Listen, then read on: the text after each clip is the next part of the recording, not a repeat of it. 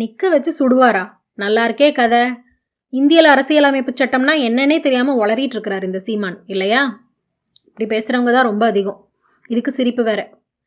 அப்போ இந்திய அரசியலமைப்பு சட்டம் ரேப் பண்றதுக்கு வந்துட்டு பெர்மிஷன் கொடுத்துருக்கு, திருடுறதுக்கு கொலை பண்றதுக்கெல்லாம் பெர்மிஷன் கொடுத்துருக்கு.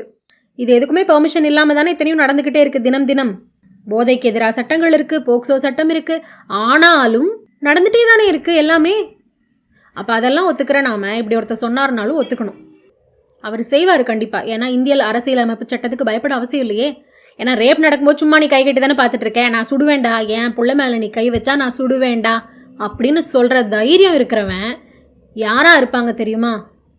யாருக்கும் பயப்படாதவங்களா இருப்பாங்க.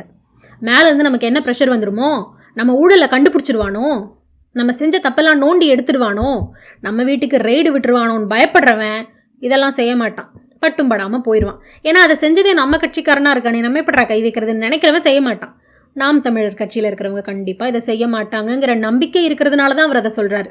என்னுடைய தம்பிகள் இது போல செய்ய மாட்டார்கள் அப்படின்னு அவர் நம்புறாரு. அப்படி எங்கிருந்தோ வந்து குதிச்சு பொய்யா ஒரு ஆள் செஞ்சாலும் அவனையும் சுடுவேண்டா அப்படிங்கிற தைரியம் இருக்கிறவர் சொல்லுவார். இதுக்கு இந்திய அரசியலமைப்பு சட்டமெல்லாம் கொடுக்கணும்னு அவசியம் இல்லை.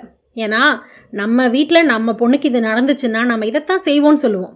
என் கையில் துப்பாக்கியை கொடு, அவனை சுடுறேன், என் கையில் கத்தியை கொடு, அவனை கண்டந்தரமாக வெட்டி போட்டுறேன், அவன் மேலே பெட்ரோல் ஊற்றி எரிச்சிட்றேன், இதெல்லாம் நம்ம சொல்லுவோம். ஏன்னா நம்ம வீட்டில் நடந்தா.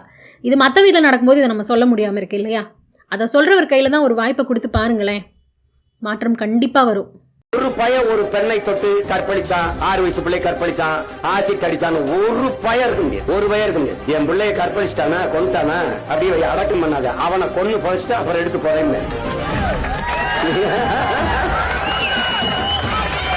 என் பிள்ளைய தொட்டா உயிரோட இருக்க மாட்டாங்கிற அச்சம், மரண பயம் ஒன்றுதான் மனிதனை ஒழுங்கு செய்து